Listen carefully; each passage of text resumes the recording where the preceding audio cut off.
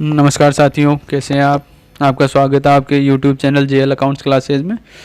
मैंने जैसी बात करी थी आपको अपन बात करेंगे आज अपने जूनियर अकाउंटेंट और टीआरई एग्ज़ाम के लिए इंडियन इकोनॉमी मतलब भारतीय अर्थव्यवस्था की जो विशेषताएं और प्रॉब्लम्स है मतलब और जो वेरियस पॉलिसीज़ है, फिजिकल पॉलिसीज़ और मॉनेटरी पॉलिसी उसके बारे में तो जो एमसीक्यूज़ बन सकते हैं एग्ज़ाम से रिलेटेड वो अपन डिस्कस कर लेते हैं। तो अपना पहला क्वेश्चन जो है वो निम्न में से कौन भारत सरकार की राजकोषीय नीति का एक उद्देश्य नहीं है। मतलब जो फिजिकल पॉलिसी होती है इंडियन गवर्नमेंट की उसका ऑब्जेक्टिव कौन सा नहीं है, कौन सा उसका उद्देश्य नहीं होता है। तो आंसर जो आएगा ऑप्शन से आएगा अंतर्राज्यीय व्यापार का नियमन। जो मतलब इंटर स्टेट में जो ट्रेड होता है उसको कंट्रोल करने का काम नहीं होता है, नियमन करने का कार्य नहीं उद्देश्य नहीं होता है राजकोषीय नीति का। बाकी पूर्ण रोजगार हो गया जो, या मूल्य स्थिरता हो गई है, धन तथा आय का न्यायोचित वितरण करना, ये सारे उसके उद्देश्य होते हैं। फिर क्वेश्चन सेकंड है अपने निम्नलिखित में से कौन सा मुद्रा आपूर्ति नियंत्रण में सहायक नहीं है।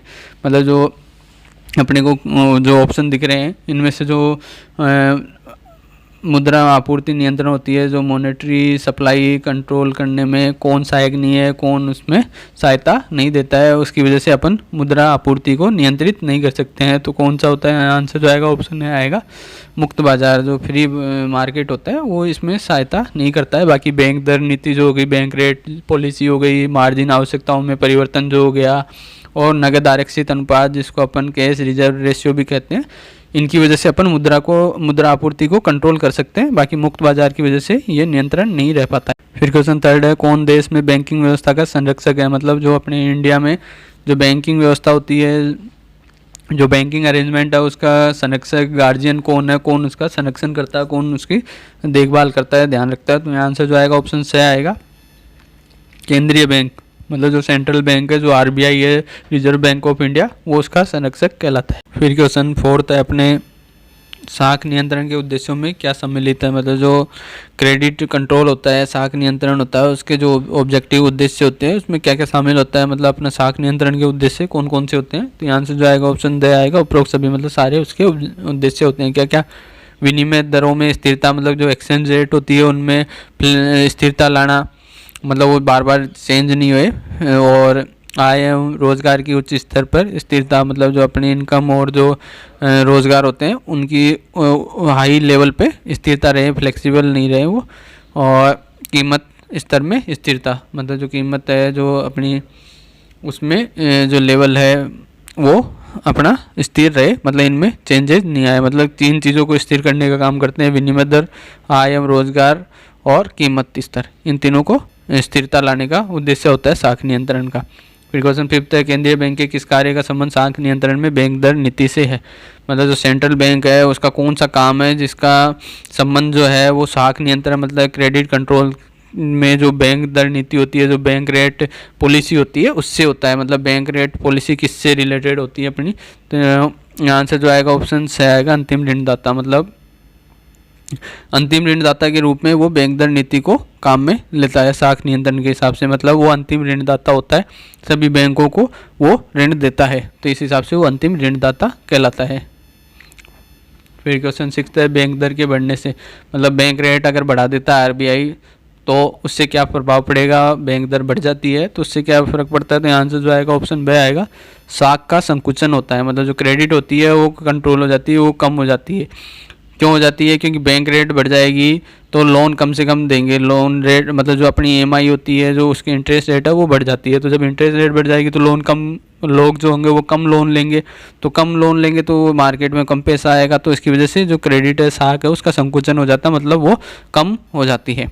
फिर क्वेश्चन सेवंथ है बैंक दर की सफलता के लिए आवश्यक है कि, मतलब जो बैंक रेट है, बैंक दर है वो अगर सफल करना चाहते हैं तो उसके लिए क्या जरूरी है, क्या आवश्यक तत्व है। तो यहाँ से जो आएगा ऑप्शन से आएगा देश की आर्थिक व्यवस्था लॉसपूर्ण हो। मतलब जो देश की इकोनॉमिक जो व्यवस्था होगी वो लॉसपूर्ण होनी चाहिए, फ्लेक्सिबल होनी चाहिए, मतलब वो बेलोच नहीं होनी चाहिए, मतलब उसमें फ्लेक्सिबिलिटी रहनी चाहिए। फिर क्वेश्चन 8 है बैंक दर में परिवर्तन करने के प्रभावों में क्या शामिल है। मतलब बैंक रेट जो होगी उसमें अगर अपन चेंजेस करते हैं तो उसके जो इफेक्ट आएंगे उसमें क्या क्या इंक्लूड होता है, क्या क्या शामिल होता है। तो यहाँ से जो आएगा ऑप्शन दे आएगा उपरोक्त सभी, मतलब सारे उसके प्रभाव हैं। क्या साख संकुचन एवं प्रसार, मतलब अभी अपन ने बात करी बैंक रेट अगर बढ़ा देते हैं तो उसकी वजह से साख संकुचन होएगा, मतलब क्रेडिट कम हो जाएगी। लेकिन अगर वही बैंक रेट अगर अपन कम कर देते हैं तो प्रसार हो जाएगा, मतलब ज़्यादा से ज़्यादा लोन लेंगे लोग, तो वो साख प्रसार होता है उसका। आंतरिक कीमत स्तर में परिवर्तन, मतलब जो इंटरनल जो प्राइस लेवल होगा वो चेंज हो जाएगा, उसमें चेंजेस आ जाएगा। विदेशी पूंजी प्रवाह में परिवर्तन हो जाएगा, विदेशी पूंजी प्रवाह कम या ज़्यादा होने लग जाता है, उसकी वजह से ये सारे प्रभाव पड़ते हैं। फिर क्वेश्चन 9 तक, खुले बाजार की क्रियाओं से क्या अभिप्राय है, मतलब जो ओपन मार्केट ऑपरेशंस होते हैं, खुले बाजार की क्रियाएं होती है, उससे क्या मतलब होता है, क्या अभिप्राय है उससे। तो यहाँ से जो आएगा ऑप्शन स आएगा। खुले बाजार में किसी भी प्रकार के बिलों एवं प्रतिभूतियों का क्रय विक्रय, मतलब ओपन मार्केट में कोई से भी बिल और जो सिक्योरिटीज़ होगी, प्रतिभूतियाँ होगी, उनको अपन बाई कर सकते हैं, सेल कर सकते हैं, मतलब इजीली किसी भी खुले बाजार में बिलों का और प्रतिभूतियों को क्रय और विक्रय किया जा सकता है। फिर क्वेश्चन 10 है, मौद्रिक एवं राजकोषीय नीति परस्पर है, मतलब जो मॉनेटरी और फिस्कल जो पॉलिसीज़ होती है वो उनका क्या रिलेशन है आपस में, परस्पर क्या संबंध है। तो आंसर जो आएगा ऑप्शन ए आएगा, पूरक, सप्लीमेंट्री है, मतलब एक दूसरे की जो कमियां हैं उनको पूरी करते हैं। फिर क्वेश्चन 11 अपने मौद्रिक नीति संबंधित है, मतलब जो मॉनेटरी पॉलिसी होती है वो किससे रिलेटेड है, किससे संबंधित है, उसका संबंध किससे होता है।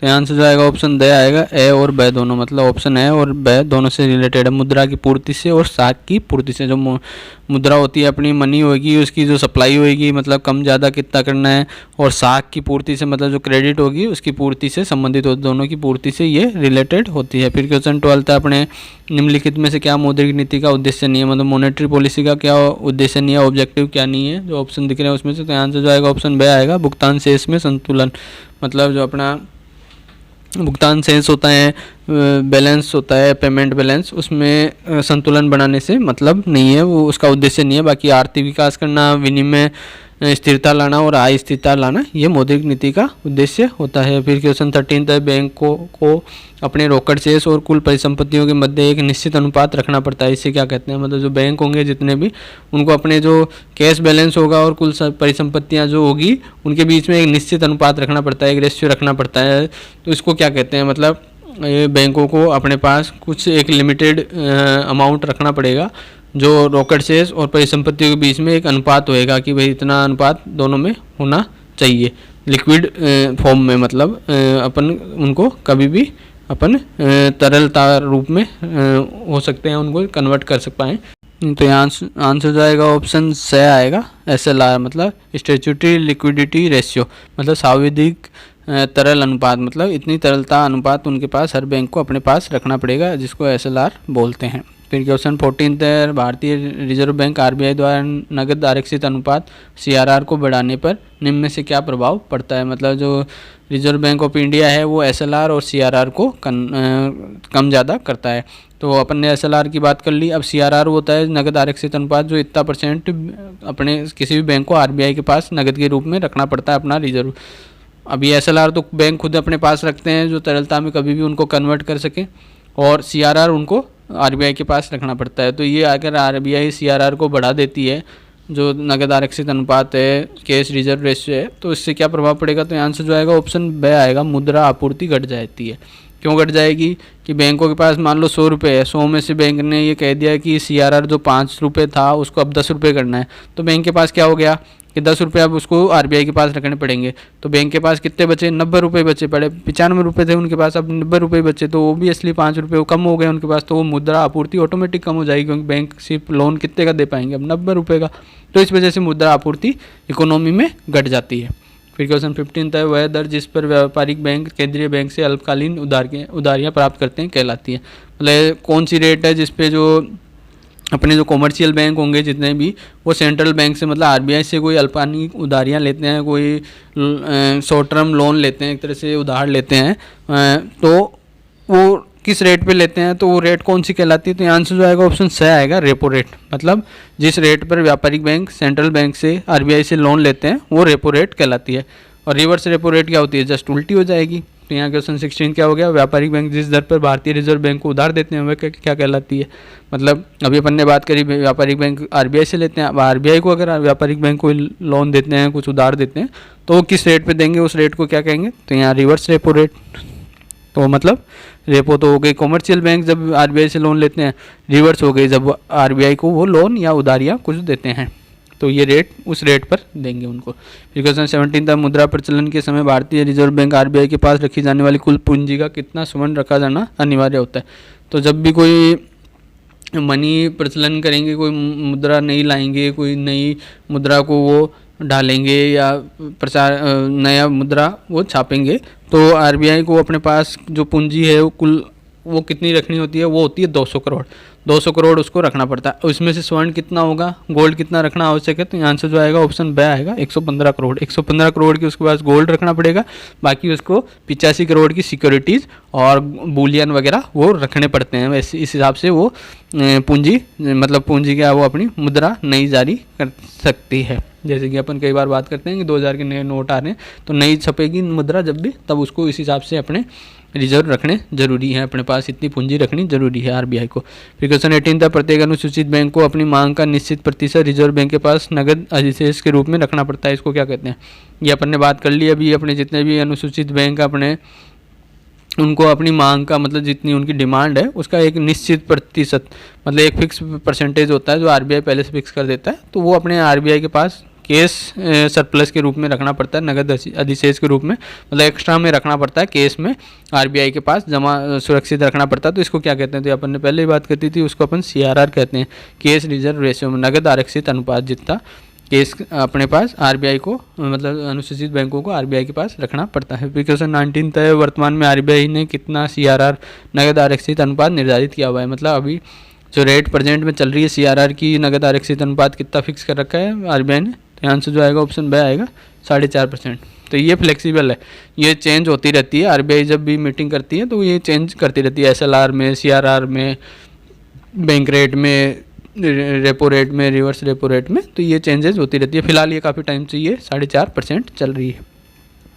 फिर क्वेश्चन 20 है, वर्तमान में आरबीआई ने एसएलआर सांविधिक तरल अनुपात कितना निर्धारित किया हुआ, मतलब स्टैट्यूटरी लिक्विडिटी रेशियो जो सांविधिक तरल अनुपात है कि इतना परसेंट तो लिक्विडिटी फॉर्म में सिक्योरिटीज़ बैंक को रखनी पड़ेगी, हर बैंक को। ये आरबीआई ने कितना निर्धारित किया हुआ, कितना परसेंट रखना जरूरी है, तो यहाँ आंसर जाएगा ऑप्शन ए आएगा 18%, मतलब 18% एसएलआर रखना जरूरी है हर बैंक को। फिर क्वेश्चन 21 है, चयनात्मक साख नियंत्रण में होता है, जो मतलब जो साख नियंत्रण की एक टेक्निक है, चयनात्मक साख मतलब सैम्पलिंग क्रेडिट कंट्रोल जो होता है, उसमें क्या होता है, उसमें किस हिसाब से नियंत्रण होता है साख पर, तो यहाँ से जो आएगा ऑप्शन आएगा साख प्राप्तकर्ताओं में साख का चयनात्मक वितरण। मतलब जो साख लेना चाहते हैं, प्राप्त करना चाहते हैं, क्रेडिट जो लेना चाहते हैं, उनमें जो क्रेडिट का जो वितरण होगा, डिस्ट्रीब्यूशन होगा, वो सैम्पलिंग आधार पर होगा, चयनात्मक रूप से होगा। मतलब सबको क्रेडिट नहीं मिलेगी, साख नहीं मिलेगा, सिर्फ चयन करके लिमिटेड लोगों को ही साख दी जाती है। फिर क्वेश्चन 22 है, भारत में राजकोषीय घाटे की शुरुआत कब से मानी जाती है, मतलब फिजिकल डेफिसिट की जो शुरुआत है कब से बिगिनिंग हुई है, कब से ये शुरू हुआ है भारत में, तो ये कब से माना जाता है, तो आंसर जाएगा ऑप्शन ब आएगा 1991 से, मतलब 1991 से फिजिकल डेफिसिट की शुरुआत इंडिया में हुई है। फिर क्वेश्चन 23 है, खुले बाजार की क्रियाएं साख नियंत्रण में अप्रभावी होगी यदि, मतलब जो ओपन मार्केट प्रोसीडिंग्स होगी वो कब क्रेडिट कंट्रोल करने में असफल होगी, प्रभावशाली नहीं होगी, उसका प्रभाव नहीं पड़ेगा, कब से ऐसा होएगा, कब उस पर प्रभाव नहीं डालेगी, वो कौन सी किस सिचुएशन में, तो यहाँ से जो आएगा ऑप्शन ए आएगा व्यापारिक बैंक अपने नगद कोषों के परिवर्तन के साथ साख का विस्तार संकुचन नहीं करते हैं। मतलब जो कॉमर्शियल बैंक होंगे वो अपने जो केस रिजर्व होंगे उनमें चेंजेस तो कर ले, लेकिन साख के जो विस्तार है और संकुचन जो होगा एक्सपेंड और जो उन पे रेस्ट्रिक्शंस लगाएंगे वो नहीं करते हैं, तो इसकी वजह से साख नियंत्रण पे कोई इफेक्ट खुले बाजार की क्रियाओं का नहीं आता है। फिर क्वेश्चन 24 है, मौद्रिक नीति का उद्देश्य व्यापार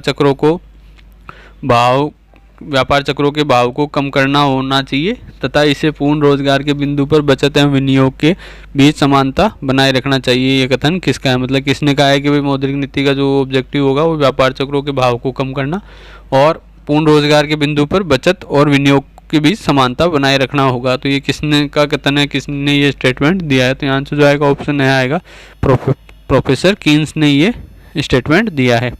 फिर क्वेश्चन 25 है, निम्नलिखित में से कौन सा कथन सत्य है, मतलब जो आपको ये ऑप्शन दिख रहे हैं, जो स्टेटमेंट दिख रहे हैं, इनमें से कौन सा करेक्ट है, कौन सा सही है। तो यहाँ आंसर जो आएगा ऑप्शन ब आएगा।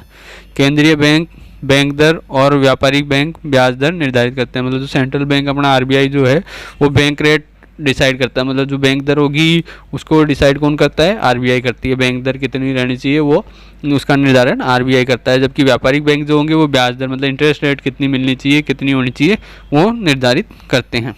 फिर क्वेश्चन 26 है, ग्रामीण साख के क्षेत्र में सर्वोच्च राष्ट्रीय संस्था है। मतलब जो ग्रामीण साख देते हैं अपन, जो रूरल क्रेडिट देंगे, गांव में जो साख बांटते हैं, तो उस क्षेत्र में, उस एरिया में जो सर्वोच्च राष्ट्रीय संस्था कौन सी है, मतलब नेशनल इंस्टीट्यूशन कौन सा है जो सबसे बड़ा है। तो यहाँ से जो आएगा ऑप्शन ए आएगा, नाबार्ड। मतलब जो नाबार्ड जो है वो सर्वोच्च राष्ट्रीय संस्था है ग्रामीण साख के मामले में। फिर क्वेश्चन 27 है, देश में निवेश को बढ़ावा देने के लिए आरबीआई कर सकती है। मतलब जो अपने देश होगा उसमें इन्वेस्टमेंट बढ़ाने के लिए आरबीआई क्या कर सकती है, क्या क्या ऑप्शन उसके पास है। तो यहाँ से जो आएगा ऑप्शन से आएगा, सीआरआर में कटौती, मतलब कैश रिजर्व रेशियो में कमी कर सकती है। इससे क्या होएगा, कैश रिजर्व रेशियो कम करेगी तो जो बैंक होंगे, कॉमर्शियल बैंक और जो जितने भी बैंक हैं, उनको अपना जो कैश रिजर्व है वो कम रखना पड़ेगा आरबीआई के पास। वो कम रखेंगे तो वो ज़्यादा लोन दे सकते हैं, ज़्यादा साख दे सकते हैं। तो जितना ज़्यादा पैसा मार्केट में आएगा उतना ज़्यादा इन्वेस्टमेंट बढ़ेगा, उतना ज़्यादा अर्थव्यवस्था को फ़ायदा होगा। फिर क्वेश्चन 28 है, सार्वजनिक आय, व्यय और ऋण का संबंध किस आर्थिक नीति से है। मतलब पब्लिक इनकम, एक्सपेंडिचर और लोन का जो संबंध है, जो रिलेशन है, वो कौन सी इकोनॉमिक पॉलिसी से, आर्थिक नीति से, कौन सी नीति से संबंधित होता है। तो यहाँ आंसर जो आएगा ऑप्शन बी आएगा, राजकोषीय नीति से। मतलब फिस्कल पॉलिसी जो होती है उससे रिलेटेड है ये सारे।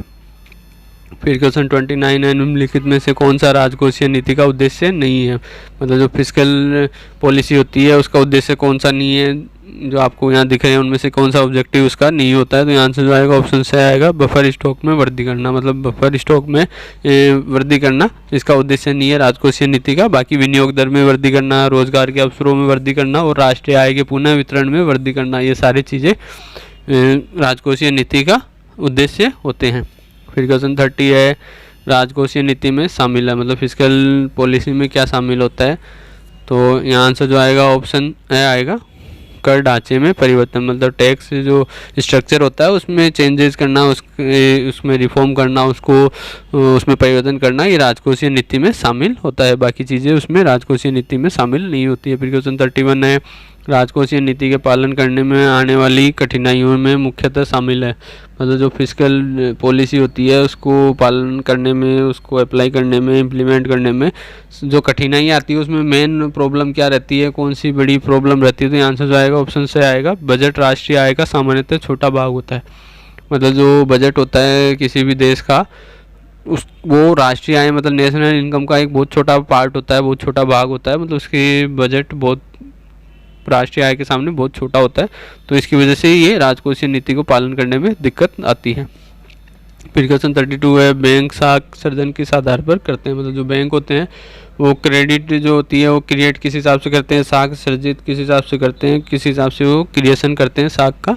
तो आंसर जो आएगा ऑप्शन बी आएगा, नगद जमाओं के आधार पर। मतलब जो उनके पास कैश डिपॉजिट होंगे, जितनी नगद जमाएँ उनके पास रहती है उस हिसाब से वो लोन दे सकते हैं। तो मतलब जितना पैसा उनके पास होगा बैंक के पास उतना ही वो लोन या साख दे सकते हैं किसी को।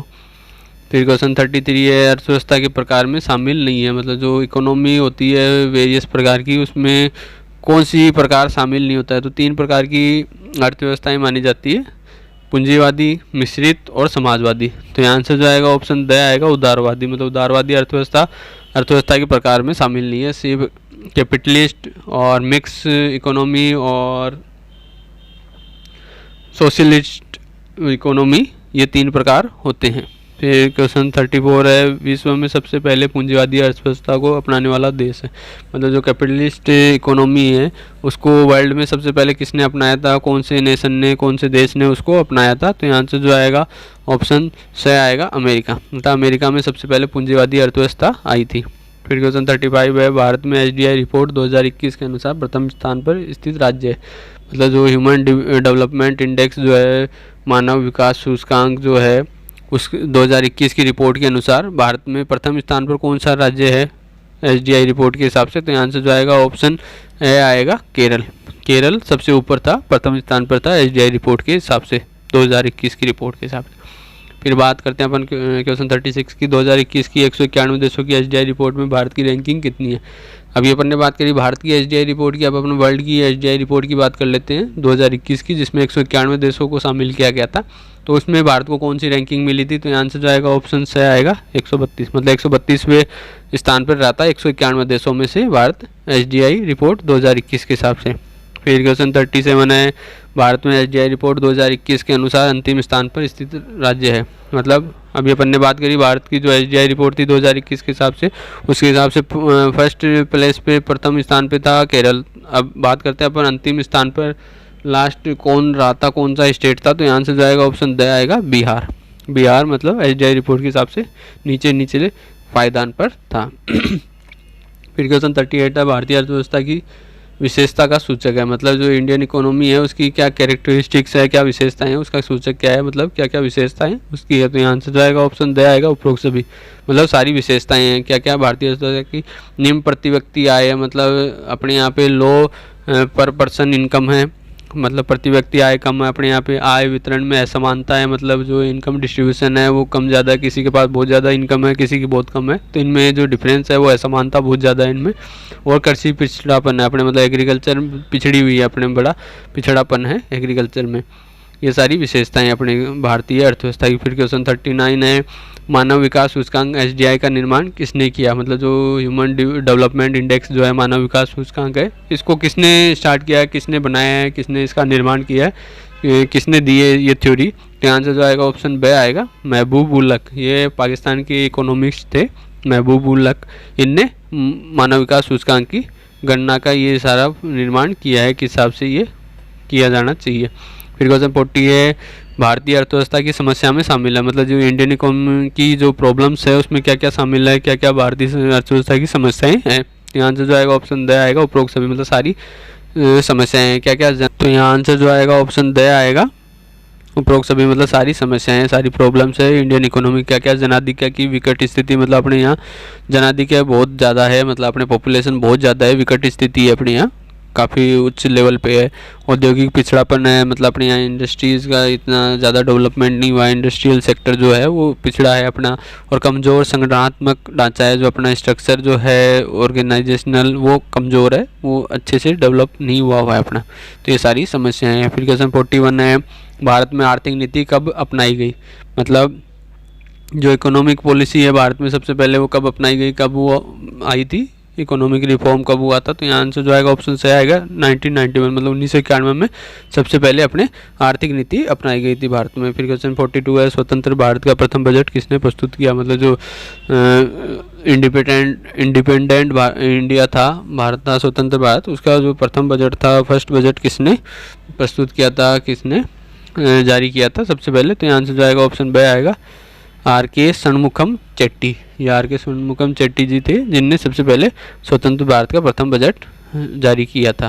फिर क्वेश्चन 43 है, सर्वाधिक बार बजट प्रस्तुत करने वाले वित्त मंत्री थे। मतलब सबसे ज़्यादा बजट किसने, कौन से फाइनेंस मिनिस्टर ने, इंडिया के सब फाइनेंस मिनिस्टर कौन है जिनने सबसे ज़्यादा बजट प्रस्तुत करने का उनके पास रिकॉर्ड है। तो यहाँ से जो आएगा ऑप्शन से आएगा मोरारजी देसाई। जो मोरारजी देसाई थे जो फाइनेंस मिनिस्टर रहते हुए, उनने टोटल 10 बार, ध्यान रखना 10 बार बजट उनने प्रस्तुत किया है, जिसमें से 8 तो पूर्ण मतलब फुल बजट उनने दिया था और बाकी 2 अंतरिम यानी इंटरिम बजट उनने प्रस्तुत किए थे। इस हिसाब से 10 उनने बजट प्रस्तुत किए हैं, जो रिकॉर्ड है अपने आप में।